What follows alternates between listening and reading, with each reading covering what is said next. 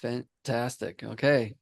And then Okay. I could start doing commercials, start doing product placement right away. It's like, Yeah, right away. Just hold up drink the. Coca-Cola, guys. No, just kidding.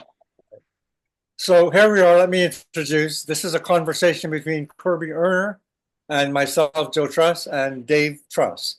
Dave and I have worked together over the past 2 or 3 years on a project of mine called Book of Codes, which is essentially taking all of the geometry and turning it into a languaging around cosmology, art, culture, sociology, information, blah, blah, blah, blah, right?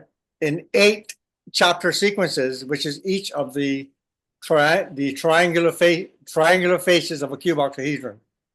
Your quadray doubled, intersected. Yes? So what I would like actually is if we take just a minute and a half, so not a whole life story resume, but just a little introductory remark about yourself, and about how we have arrived here. You want me to introduce myself for like a minute? Is that right? That would be lovely, and then we can also do the same for this video. Yes. Okay. I'm a native of, well, I was actually born in Chicago. I left the country as a little kid, though. We lived in Portland. My first memories are here in Portland, where I am now. But I have a huge background overseas. I lived in Italy. I lived in the Philippines. I went to high school in the Philippines. And then I went to Princeton University, and that began my East Coast chapter. And I was a philosophy concentration guy. And I had Nietzsche under Kaufman and Wittgenstein under Rorty. I have a slideshow where I put my own head in with a bunch of other heads because I'm pretty old now. I'm 66. So I don't You're mind, like, young. I locate myself vis-a-vis these and those people. And Bucky, big time, Buckminster Fuller. I discovered Synergetics after Princeton. I'd moved to Jersey City, and I was a high school teacher, math teacher mostly, but other topics, very small. Elite Academy for Young Women, Catholic, St. Dominic Academy. And I made myself quit after 2 years because I told myself this is my first job. I'm not going to be a full time high school teacher my whole life. It was a great job. But it was during those times that I immersed myself in all of the Bucky books and I got to know some of the people. I started to get to know some of the people. And that's been a big payoff, I have to say, of getting involved in the Bucky community is just all the characters. So interesting, so many. It brings together quite cross section. And I've not nearly met all my contemporaries, and then there's new people coming and all like that. But I have to say, I came to Applewhite's attention pretty early, and Yeah. he was pretty suspicious of me for a lot of reasons, partly the est thing, because I did the Erhard training thanks to Walter Kaufman at Princeton, thinking it was an okay thing. And Earhart, around that same time, you know what I'm talking about? He got Yeah. he got enamored of Bucky Fuller. This is late '70s, which is So this is Est. yeah, this is Est. Yeah. And I graduated from Princeton in 1980, and I was living in Jersey City, which is right outside New York City. And I would take the PATH train in the evenings and go downtown and help out, volunteer with the EST organization and help them run their trainings and seminars. Because I was pretty fascinated. As a philosophy major, what do you do with that? That's what everyone asks you when you get a philosophy degree is what you going to do with that? And here, this S thing looked like, wow, this is applied philosophy. I could maybe even work for them someday. But as it worked out, I got into Bucky pretty much partly through that because Earhart was paying a lot of attention. But I think Applewhite, longtime collaborator with Bucky since age 13 or so, was kind of suspicious. And I was obviously very into Bucky, and he was like the veteran, and I'm like this S guy, and who is that? And am I a bad guy or a good guy? Anyway, he was the one to kind of like um, try to figure me out. And I think I'm very glad for that because we became pretty good friends. Like I spent time with him. I'd visit him in DC. He came all the way out here with his wife one time to visit me and see Portland. And then through him and through many other people, I knew Kiyoshi Kurumiya. I knew Kenneth Nelson really well because Kenneth was concerned about his legacy and he was kind of scanning the horizon right when the web was starting and seeing who the new Bucky fans were. And he would like contact them and try to warn them, watch out for that Bucky guy. And so Kenneth and I became very good friends. I would go stay with him sometimes in New York City. And I was, So just he, yeah, he he claimed to be the one who actually invented the geodesic. actually, Snelson or Syntegrity. Yeah. tensegrity, which I have. Oh, gee, I didn't prepare for, oh, yeah, I have it right here. Hold on. I'm just reaching down. This was a made by Kenneth Snelson original tensegrity Right. right here. Yeah. He gave me this as a gift because I volunteered to do his first website for him, no charge, and it looked pretty good. It's still online. He found a more professional web guy later, but he gave me permission to keep the old one on. And I took in his whole side of the story. It was kind of, you're right. There was a rivalry there, pretty intense between Kenneth and Bucky, and there was a lot to learn about that. Design science toys. I'll end with that. It's like a guy named Stu Quimby and his wife Carrie in upstate New York had design science toys, and I've been on the toy side of things. I have this glow in the dark Buckyball, uh, the old Rhombagon. I don't know if you're familiar with this old Yeah. toy. So Yeah. I have quite a collection of toys. You could say I almost have a museum of toys. And as we talk, I'm going to a birthday party tonight, and I'm building an octet truss or whatever we want to call it. Uh, Yeah. my guy calls it Flextegrity. And the interesting thing about, I'll just end with this: the author of Flextegrity, and this is one version of it. There are many versions. His grandfather was F. Scott Fitzgerald, the great Gatsby novelist guy. Weird American history. Yeah. Wonderful. So that brings you up to date. I was married. My wife passed away. I have two daughters. And my younger daughter, she's 30 already. She just defended her PhD and she's in the Bay Area right now at a photonics convention. And then she'll visit me on her way back to Atlanta. So I'm looking forward to that. She'll be here Tuesday. Awesome. Yeah. So Thank that's my you, life. Now go ahead, you guys. Dave. I'm talking to you from Coquitlam, BC, where I'm a principal of two schools. One is a small little self-directed school for students who are passionate about inquiry. And there's uh, a little less than 80 students there. And then the online school, which is thousands of students taking one or two blocks of online courses to supplement their programs. And I got into this a few years ago listening to Joe when it was at his house, and he actually showed me a three-dimensional structure where the Enneagram comes from, which kind of blew my mind. And then so I started getting into the geometry then. And so we've been on a several year journey where Joe's throwing sort of insights into me and I'm asking thousands of questions and building models myself. And so I have quite a bit of experience working with the shapes now and understanding them. And so I must admit, you threw out a lot of names that I'll watch this video again and have to Google to even know who they are. I'm not as versed, Kirby, in your world, so I'm looking forward to this conversation. Yeah, yeah, it's a big arcane, I would say, world. Yeah. Applewhite, just check on Applewhite's biography. Very interesting guy. And Kenneth Nelson, he and Bucky met at what was called Black Mountain College, which after World War II, GI Bill and all this had kind of it's in North Carolina, I think. It doesn't exist right now, but it had a flowering of people who later, looking back, they all went to Black Mountain College, but like major figures in the arts, in dance, in music going forward, John Cage and people like that. And Kenneth Nelson and Bucky met at this Black Mountain College, and that's where their relationship begins and their whole story. The thing about Bucky, like there's that new biography, it's not that new anymore, 2 years now, isn't it? By a guy named Alec Navala Lee. It's really thick, and it's called Inventor of the Future or something like this. It's thick, it's 600 pages, I think, but every page is like all these people, more than I know too. But like Bucky knew everybody in his contemporaries, his circle was so big. So it is in terms of education, you're being a principal and everything. I think people just wanting to get a grasp of history from like 1900 to 2000 would do well to just study how Fuller interweaves into that, because he meets so many other characters you want to research too. It's Right. just a fascinating biography. So a quick question, Amy Edmondson, Yeah. so she's the next generation.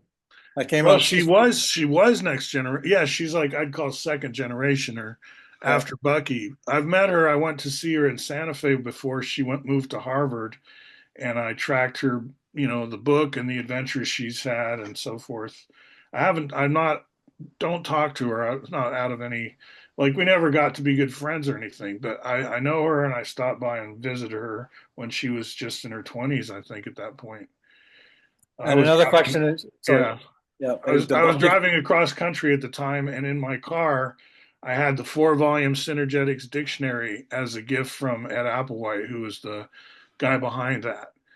He's the guy who worked with Bucky on Synergetics. Their technique was he had all these 5x8 note cards which he would alphabetize, and the Synergetics dictionary and Synergetics itself both come out of these like giant shoeboxes full of note cards numerated and stuff. So you'll see Ed's name right on the cover of the Synergetics volumes. So I interrupted your story though, so go ahead. I think we can just move right on to Joe. Okay. Yep. Well, the first question is the Bucky Fuller Institute, BFI. Are you related to them at all? Well, again, historically, I was their first webmaster. Uh, Ah, the right. story there was Kiyoshi Kuramiya, who that name may ring a bell. He was on the cover of Critical Path. He comes Yeah, from Monrovia, LA area, an old family there, Japanese heritage, and he is an activist his whole life, very strong. He's a whole character in himself. Like I say, meeting the Bucky people is amazing, but he was very internet savvy. So when it came time to register your domain, he was quick to snatch bfi.org, which is very lucky because the 3-letter ones went quick, yeah. right? There's so many organizations that could use those 3 letters. So he grabbed the domain, and I was a budding HTML web guy at the time. So I coded up the very first website. And if you go to archive.org in the Wayback Machine, you can find early 90s, I think, very first BFI webpage. But Mhm. I haven't um, been closely affiliated with them. I've never worked for them, like for money or anything, but I've talked to Jamie, the grandson, quite a bit. He was another Yeah. S guy, and and his mom. His mom and I, Allegra, we had breakfast here in Portland once because there's this play you may have seen, the one man play that travels around. It's just a monologue. It's Bucky talking to the audience, and Allegra tended to go to opening night wherever that play was showing, and it came here to Portland in 2008. So we hung out some. And Bucky and I corresponded, and I met him. We crossed paths in person once at Hunter College in New York City. Now, that may be on tape. It wasn't like a one-on-one, but he knew I was there, I'm pretty sure, because we were corresponding. So, Right. Mhm. Okay, thank you. Well, for myself, I grew up in Barbados. I was actually born in Trinidad, but I spent wow. all of my formative years up until about early 20s in Barbados. My first career was as a professional musician. I played in a popular dance band and we toured the world. We were pretty big fish in a small pond. It was so kind of went through that. I am probably the most unlikely person here. My first exposure to Bucky was Operating Manual for Spaceship Earth. Of course, in those days, that was the book that really kind of got us into it. I didn't really get into synergetics until I started to work with Stafford. So Stafford Beer, who is Yes, right. the renowned father of managerial cybernetics, I worked with Stafford for 12 years between 1990 and his death in 2001 or 2002. And together we formed a company called Team Syntegrity, which actually came out of Stafford has a model called the Viable System Model, the VSM, which are the necessary and sufficient conditions for system viability in the broadest generalized sense, everything from a human, to a global political movement. And Stafford was looking for a way. One of the things that he found in this Bible system model is that there's a connection between what he called System 3 and System 4, which is the organization working inside itself today, efficiency, and what the organization needs to do tomorrow out there. And that um, conflict in an organization between 3 and 4, the operations manager who's driving efficiency and the R&D guy who's saying, yeah, you got to look at this new technology. Stafford determined that that was one of the major weak points in every organization. And he was looking for a way to design a way of bringing those two systems together. And this part, I'm not sure if he had a conversation with Bucky or if he read something, but he credits Buckminster Fuller with saying all systems are polyhedral. And that just made so much sense to Stafford. He said, okay, let me go back to the Platonics and see what I can learn from this in terms of communication interconnectivity. And he decided the icosahedron was the one, not just because of its tensegrity, but also because it was large enough. 30 people is like a kitchen cabinet in a government, and so on. So he invented Team Syntegrity. When I joined him in 1990, he had 4 chapters written in the book called Beyond Dispute, the invention of Team Syntegrity, that we've all contributed to, the people who founded. So I founded this company with Stafford. I became a co-developer with him, and I invented a way of deconstructing the icosahedron into smaller forms without losing the architectural integrity. And that was through the cube octahedron. By taking out one orthogonal set of the icosa, the cube octahedron becomes an icosahedron. And I pulled out a second set and found this weird, it's called a strange polyhedron in Drurer's Melancholia, which is an etching. And they have this thing which is 5 pentagonal shapes with 2 triangles top and bottom. And what I discovered is that that's an icosahedron with 2 orthogonal sets removed. Right? So we worked on this whole thing. I basically was considered to be Stafford's architect. I am not a trained architect. I'm an MBA from a Master University, but my whole background in life has been entrepreneurial, business, art, music. And then when I met Stafford, he just released in me this ability I didn't know I had, is that I'm really a geometer. I don't work with equations. I understand mathematics, but I don't do math. I don't do equations. I do geometry. And through that, and another connection is the Enneagram that David mentioned. Are you familiar with the Enneagram? Yeah, I've crossed paths with the Enneagram a few times. Same with Syntegrity and Stafford. I've been aware of that work. I haven't, since you and I haven't met, it's pretty obvious to you that I wasn't deeply into it just because, but Right. it's been on my radar. So I'm pleased to meet that sort of branch of the family. I feel like we're distant cousins getting to know each Indeed. other. Yeah, I can tell just by when he's talking about removing one of the orthogonal sets and then seeing you actually nod, Kirby. Like there's not a lot of people in the world where that conversation would be acknowledged with a understanding nod. So Yeah. I kind of even was writing Python about that the other day. It's like totally on my mind. I'm always tempted to get up and reach for one of my jitterbugs or one of those, yeah. but you guys know all that stuff. Did you know Dan Sutton? You know The, what I'm the talking name is about? familiar, but no, I certainly never met him.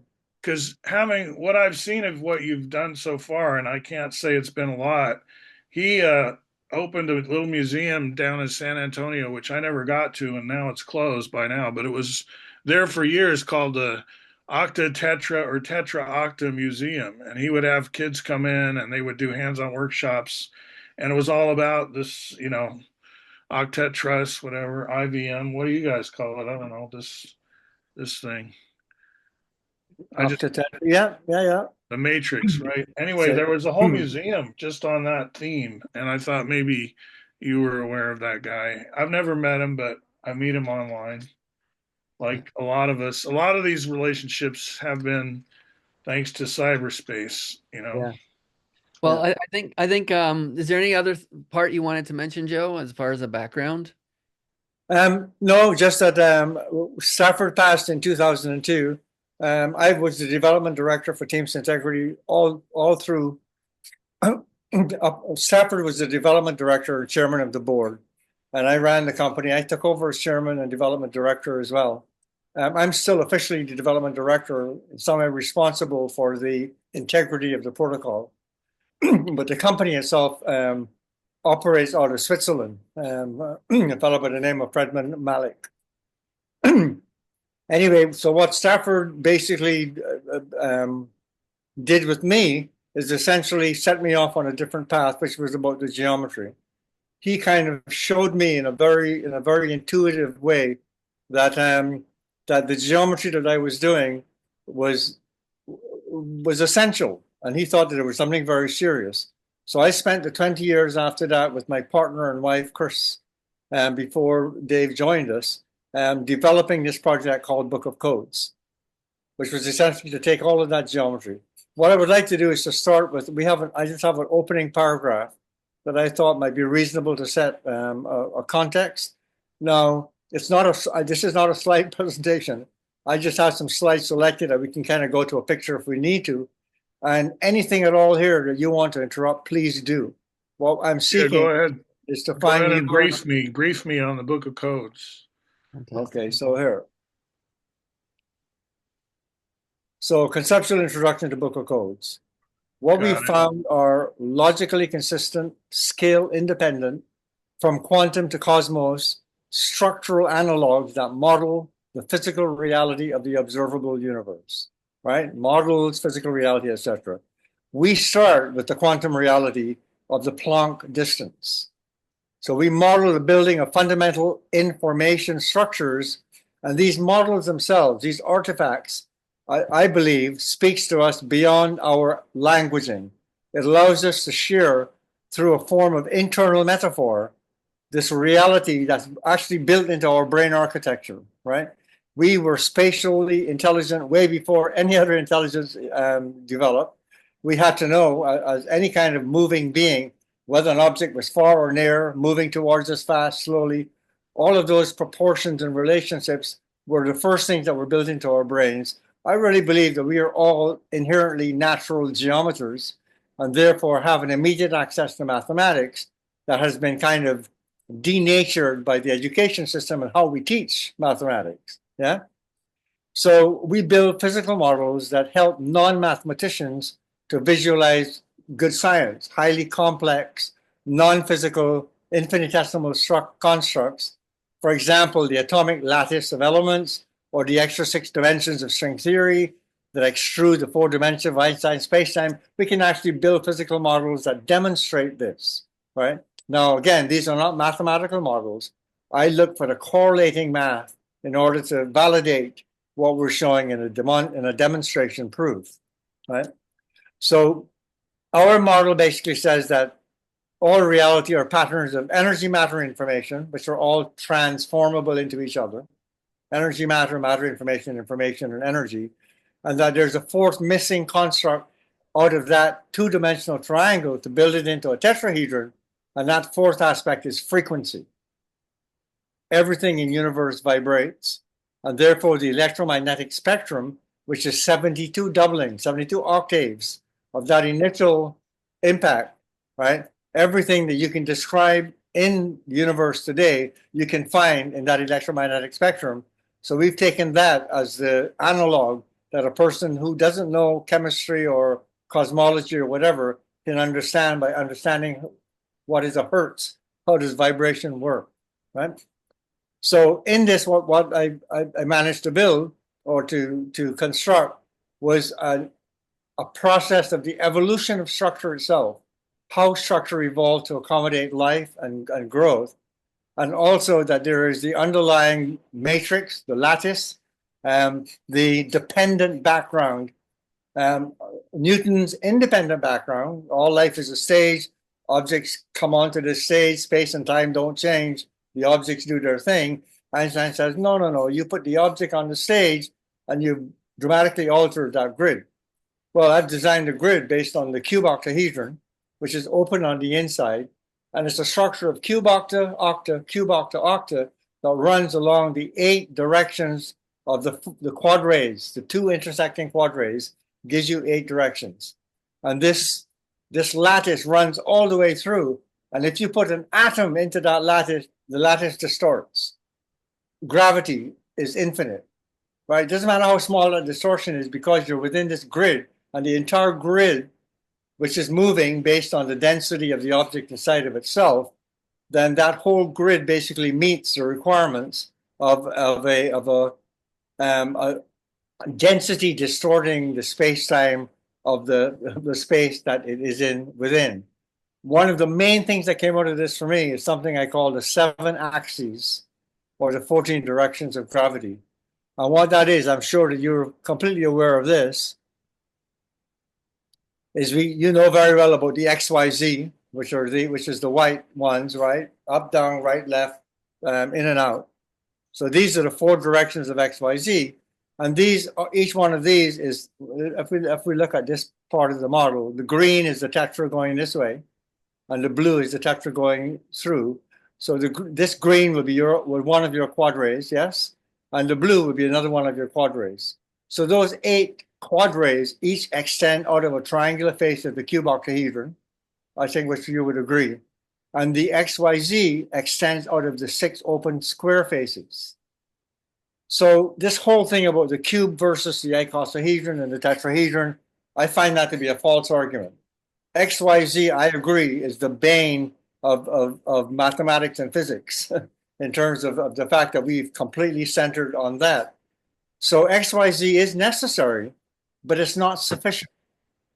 When you combine the XYZ and the quadrays, we call it 2UVW, you call it ABCD. It's the same thing. We get the 7 aspects, 7 axes in 14 directions.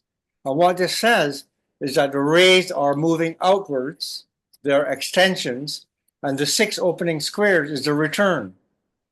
So you build a natural model of gravity, whereas the way that we look at those things today, let's have a quick look here. This is how we model a wave, right? On say a number line XYZ, and the wave goes in this direction. We also know that actually the wave is double. The wave is moving up and down. We just do the top and the bottom to kind of show simply without too much complexity. But these waves are always demonstrated as moving along the XYZ continuum. That's wrong. The wave itself is moving along 8 directions. You have to map those 8 directions, and then these waves make sense.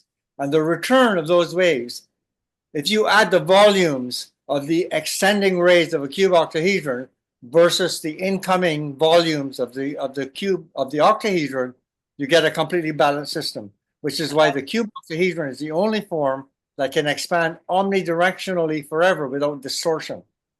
And that's the universe we live in. We call the universe flat based on things like the cosmic microwave background, in that there are no distortions in the field. We live on the surface of this sphere, but this sphere has expanded omnidirectionally in every direction since its inception. Without right? distortion.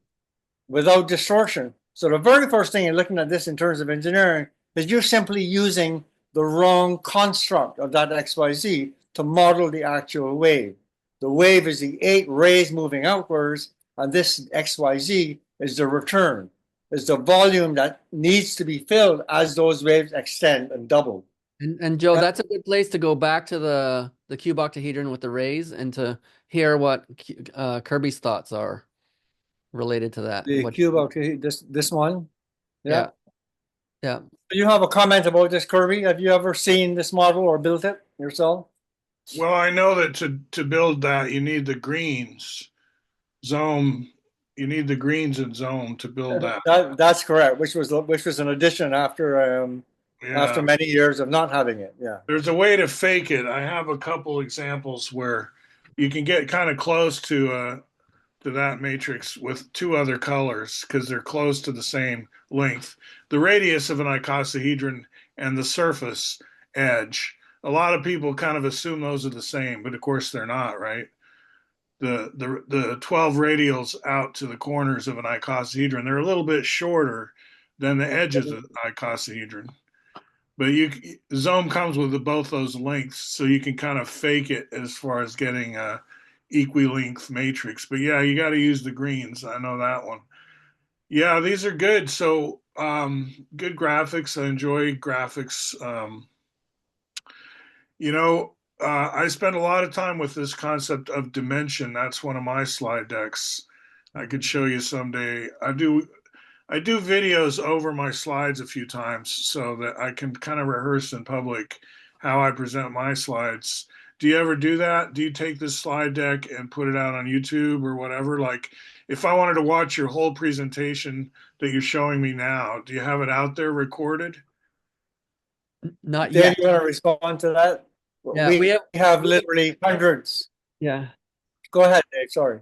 Yeah, one of the challenges we have is I'm fully employed and I'm in a demanding job. So we have I would say 50 to 60 videos that we have yet to edit. So we only have two of them publicly out right now, the one that we shared with you and one Yeah. around the Enneagram. And I think we put one more out. I can't remember if we put it out yet, the one with the About assembly theory. assembly theory. But yeah, we have a lot more videos. Not this slideshow particularly. This was just like Joe said, this isn't actually a slideshow. These are just slides that he thought would be useful during our conversation with you. I see. But we have more coming. But they will mostly come after my retirement when I have time to delve into the time it Yeah, takes. editing's a pain. I agree. That takes a lot of time. Yeah, But you can bypass that if you're just practicing and you're pretending this is extemporaneous. I got a live audience, yeah, and you just go through a slideshow like this and just put it out on YouTube without editing. I've done a few of those. It's kind of scary, but if yeah, you just want to get content. But I see, you want quality and editing takes time, of course. I understand. yeah, yeah. Um, So let's And have. I have a question. I have a question of Kirby on this particular slide, right? So Kirby, if we go back to the whole thing about quantum structure, you see, we build the whole structure on the Planck constant. And once you establish that Planck distance, you cannot have a half of a Planck, right? So that immediately sets up a kind of discrete mathematics. And what we're looking at is they use the unit, mathematicians use the unit length of a cube edge as the number line, right? As you know, the diagonal, which is a tetrahedral edge, then becomes an irrational number. If you change that and turn that diagonal into your number line 1, you have a number line that runs connected to the cubal line because these diagonals exist within the cubes. And so if I use that as my number 1 line, I get rid of those infinities within the line itself, but that line is connected directly to the cubical line through the diagonal. So anything that I form on that line, like a slide rule, gives me my point on that cubic line, which is now an irrational number. If my diagonal is 1, then the cube edge length is an irrational number. So the thing here is that if I compress the tetrahedron down, that's the quantum object, I'm down to a 0.61237 radius, right? Let's go back to the loop quantum gravity, which says that their mathematics, their cosmology say that the Planck distance is the edge length of a tetrahedron. They build their entire cosmology on that fact, that the edge length, the Planck distance is the edge length of a tetrahedron. Well, if the Planck length is 1, if I say this is 1, the radius is 0.612, the radius violates the Planck length. So how do I get a radius and an edge length to be the same? There's only one form that you can do that with, and that's the cube octahedron. So for us, the cube octahedron is the primary quantum object.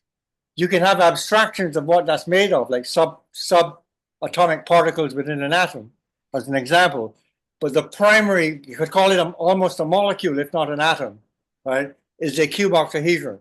Because only then, which is a folded down 4-frequency tetrahedron, unfolded, you get your first primary object where the radius and the edge length are 1. So this is the actual building block of nature, is that cube octahedron. So when we go back to this thing about these distances, Just as a form of definitions for Kirby is when you say four frequency tetrahedron, right? You're talking about the edge length and creating each edge length being one frequency, right? And so or unit, I think would be another way of calling it, right? yeah, and You so have that a unit one. yeah, and so if you build a four frequency tetrahedron, inherent within it is a cube octahedron that is built within that structure. And I think that that's the piece where it's like Yeah, this is it's why the fundamental argument of the Book of Codes is that we live in a tetraverse because the entire structure of the universe can be built out of the the several frequency tetrahedron, but the first place you have to start is the four frequency, not the one frequency for the reason of not violating the Planck length when looking at internal structure. right. So in other words, this tetrahedron, which comes out of a floppy cube octahedron, has four edges, not one edge. A one edge tetrahedron is an abstraction, right? That's to simplify the shape of the tetrahedron. But a one edge tetrahedron cannot exist at the Planck scale, right? So until this happens, until this unfolds, You wanted to I get now rid have my cube octahedron, I now have my radial and edge length the same. And this meets all of the qualifications. Now, loop quantum gravity does not use this structure. They use primitive tetrahedra and they build them together. And then they have to go through these distortions of all of these edges to get it to fit because they're looking at what would be 20 tetrahedra coming to a point instead of an icosahedron. And we know that those are not regular tetrahedra because Right. to get You were the talking about icosa, that you point have to 0.5 or compress. something. You know, you said at the beginning, and I agree with this, that you can sort of tease apart scale and the geometry can apply at all different scales, right? All the way to the smallest to the biggest. Right? Mhm. And that's a very strong theme in synergetics too. And Fuller uses the contrast angle. Angle is all the angles, like the surface angles, the central angles. So something as complicated as a sewing machine, for some reason I use that. Very complicated, right? It's got a lot of moving parts. You can specify that like on a CAD system entirely in terms of angles. You don't know how big it is yet. Maybe you 3D print it, it's as big as your thumb, or maybe you 3D print it, it's as big as a room. It's like the scale of a thing and the geometry or shape of a thing, you can kind of tease them apart. And when you just talk about shape, angle, and not about energy, that's kind of the old meaning of Platonic, right? These polyhedra, you can consider them independently of any energetic spectral, like what the frequency is. Bucky talks a lot about pre-frequency. It's like Right. before we get into space time and where is this thing and what's it's made out of and is it Planck length or not, you can just imagine a tetrahedron and it has no particular space time. It's just a tetrahedron and you can define it by its angles and its characteristics, whatever. What we call pure geometry. People who go into math often don't want to touch physical. They don't like chemistry. They don't want biology. They just want pure math. And I'm not saying, I'm not trying to take a position on that. I'm just saying we can talk that way. We can talk about polyhedra without ever mentioning Planck's length if we want to, because we're not interested in frequency. We're pre-frequency. I don't care about space time. I've never been there. I don't know where it is. It's the real world. I don't go there. No, just kidding. But that's how philosophers are. They're very much in their heads, right? So it's just pure geometry. You don't care about energy at all. Big deal about atoms. Don't care about molecules. Now, that's not my headspace all the time, but I understand that's headspace. Right. Yeah. Yeah. Well, so one of the forms that comes out of this for us is if you take, there are 8 tetras that are coming to a point in the center of the cube octahedron, right? The point. Yeah, yeah, If I extend every one of those with yeah, this form, yeah, tetra octatetra, yeah, along all of the quadrates and along all 8 of those directions, yeah, basically what you get is this expanding fractal that again maintains. There's no distortion as this thing grows out. Right. So the thing here is that we're talking about the only reason we use frequencies because we are talking about the inherently fractal nature well, the fractality of nature through the geometry. So yes, when I look at this form, I don't have to define that this is a two frequency as opposed to one frequency, right? But what this says is this is a doubling. If I start with a primary wave, right, the wave is moving out in 8 directions, tetra, octa, tetra.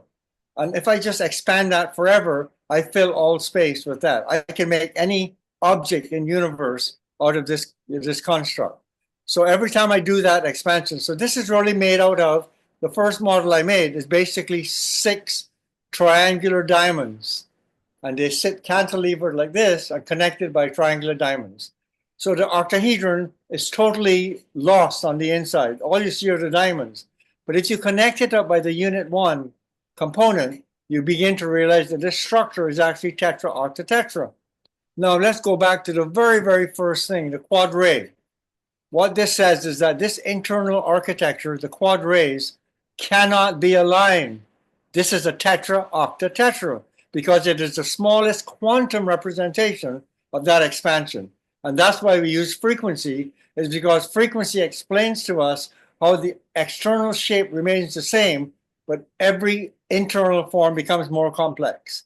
By the time I build a 4-frequency tetra, octa, tetra, I have amazing complexity in that structure. It's still sitting in a defined 1-unit form.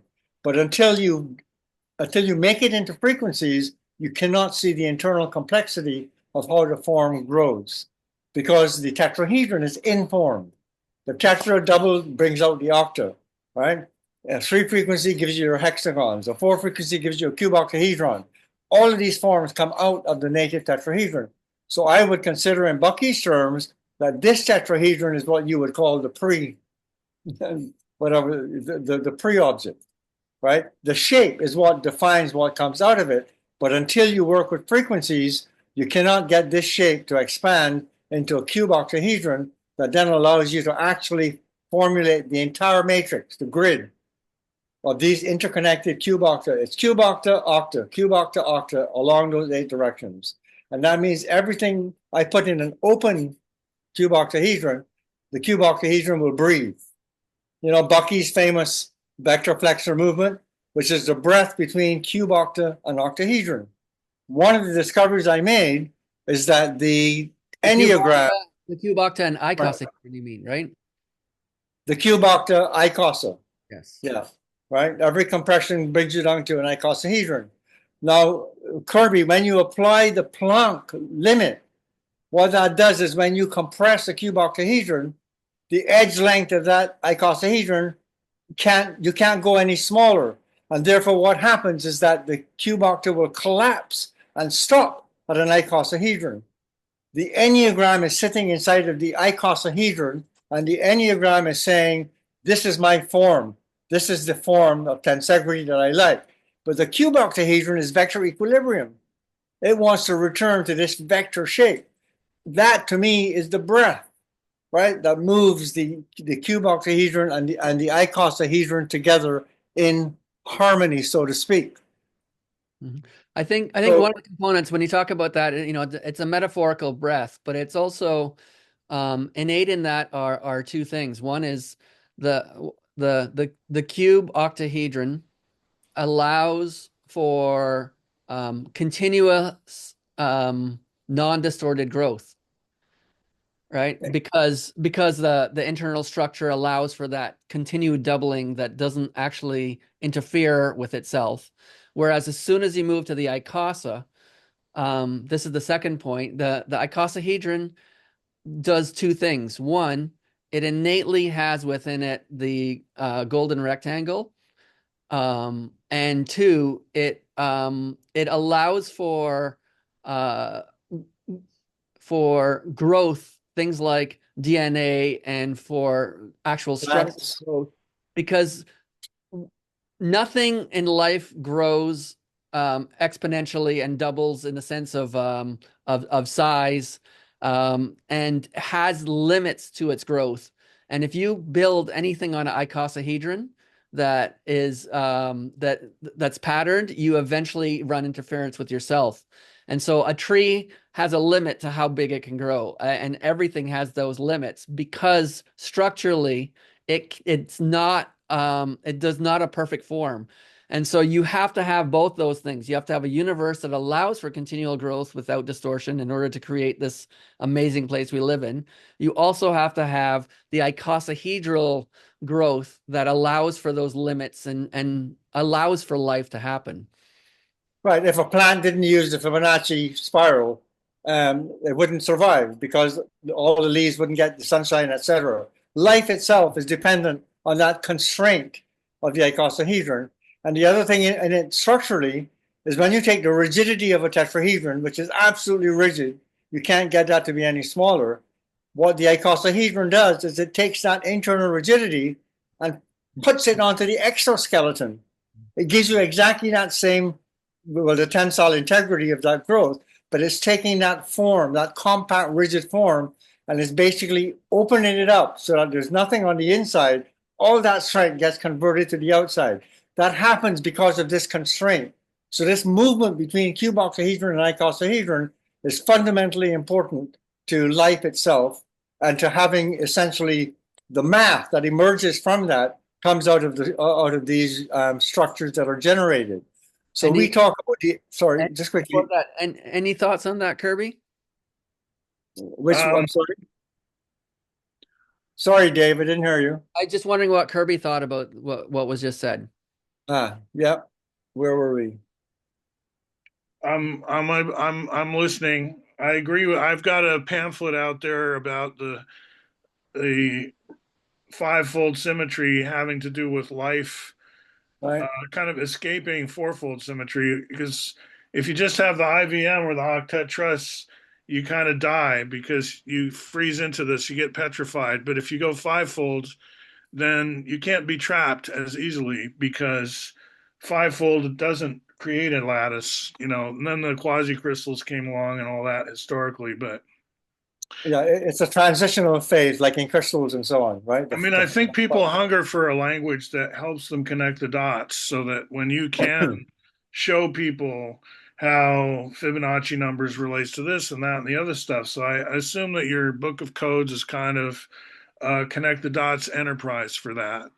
What I try to do is package the geometry somewhat separately from the physics for acceptance reasons, because all I need to show is the calculations are correct as far as the volumes table. What I'm interested in with the Bucky stuff, especially, is what does it mean to make the tetrahedron your unit of volume?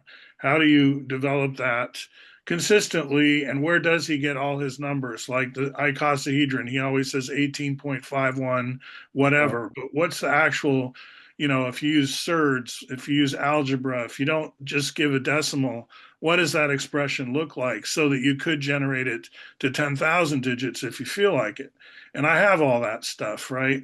Me and my friend Dave Koski, we're looking at the individual modules, the little tetrahedral wedges that get described in the pages of Synergetics, the 2 volumes. There's the A modules, the B modules, the S modules, the E modules, and the T modules. It spells beast. Spells beast, but that sounds a little threatening. And Koski's put so much work into it. There's a rhombic tricontahedron of volume 7.5 that shares vertices with the rhombic dodecahedron of volume 6. They intersect on certain corners. It's a nice, cool. It has to do with the cube fitting in the pentagonal dodecahedron as well. These symmetries come together, so we call them K modules. They're the 1/120th of the 7.5 volume RT and our rhombic triconahedron. If I throw a K into Beast, which are the Bucky described modules, he gives the plane nets, the angles, everything. It's very detailed. People don't know this about Bucky. They stop at the geodesic dome. They don't realize that his geometry has all these beast modules. But when you throw the K, it's basket. Basket sounds a little less threatening.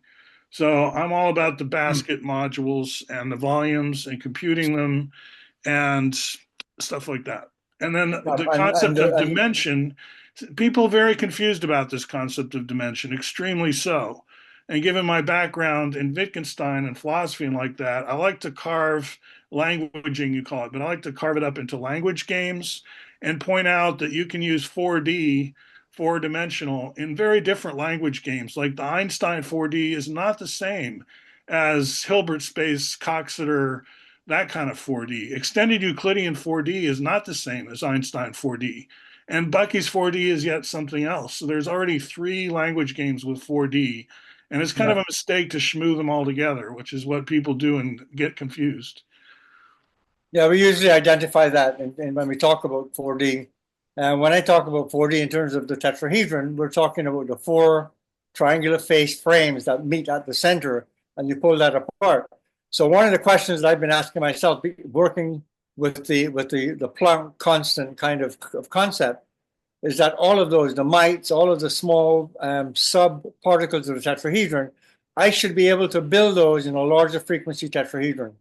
And if I can't build those in a larger frequency tetrahedron, you're using an abstraction. It's like the edge of a tetrahedron is an abstraction. That's just the energy between the nodes. The structure itself is tetra-octatetra, right? That is the structure. So there is no line on the inside of a tetrahedron that you can draw as a straight line.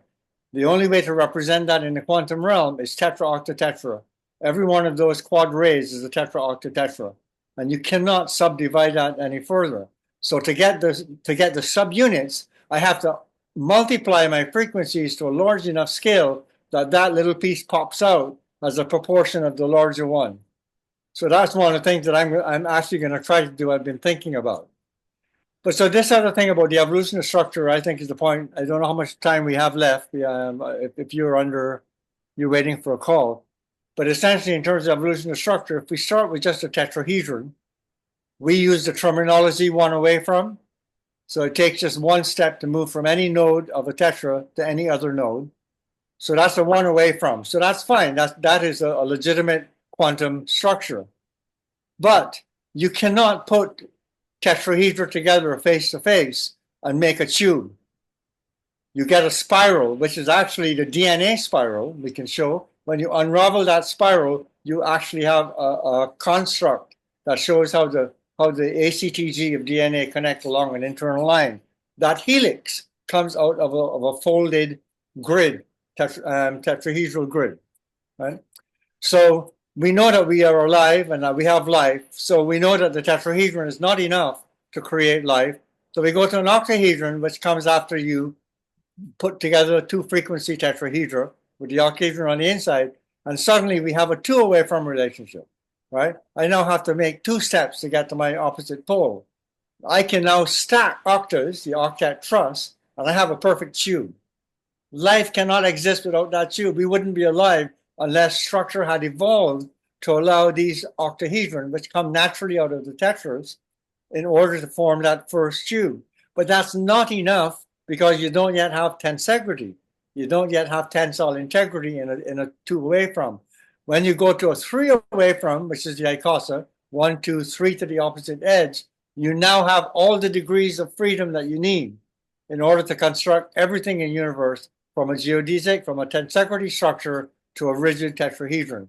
And these 3 degrees of freedom is essentially all you need that are represented in the platonics in order to represent what you have in life. So that for me is the kind of a natural evolution of structure itself. Structure will start at its smallest, and as these waves expand and the universe cools along that thermodynamic continuum, everything that can happen, if you start with infinite density and temperature, everything that can happen will happen. You go from infinity to nothing, there's nothing that can't happen. And the very first structure that will come out of that conflagration is the tetrahedron. And those tetrahedron, I can put 1 trillion of those into a tray and shake them and set up some basic rules. If I go face to face, I have a certain dynamic of attractiveness. If I go edge to edge, I have a certain different dynamic of attractiveness. If I go node to node, these are the only 3 ways, or partially, that these things can connect. If I just jiggle 1 trillion of these tetras together over 13 billion years, right? Multi-frequency tetras are going to form because of the energetics of how they combine to each other. So as an example, I have a form here that actually shows the, here, this is it. This is a 2-frequency tetrahedral spiral, right? So when the thing about this tetrahedral, I built as long as I could. As soon as you get to a certain length, it falls apart because it's only supported by a few of those little nodes on the bottom. And the larger you build the structure, the whole thing collapses. And it collapses by opening up, which is actually the DNA configuration for ACTGs to connect and then refold, right? But these forms essentially, to me, represent all in nature that you need in order to construct the life that we have today.